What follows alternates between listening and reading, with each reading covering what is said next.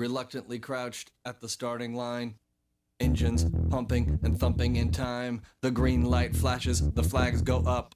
Churning and burning, they yearn for the cup. They deftly maneuver and muscle for rank. Fuel burning fast on an empty tank. Reckless and wild, they pour through the turns. Their prowess is potent and secretly stern. As they speed through the finish, the flags go down. The fans get up and they get out of town. The arena is empty, except for one man still driving and striving as fast as he can. The sun has gone down and the moon has come up. And long ago somebody left with the cup. But he's driving and striving and hugging the turns and thinking of someone for whom he still burns. He's going the distance. He's going for speed. She's all alone in a time of need. Because he's racing and pacing and plotting the course. He's fighting and biting and riding on his horse. He's going the distance.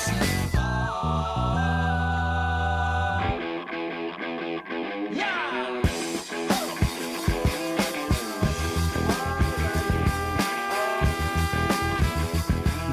Trophy, no flowers, no flashbulbs, no wine. He's haunted by something he cannot define.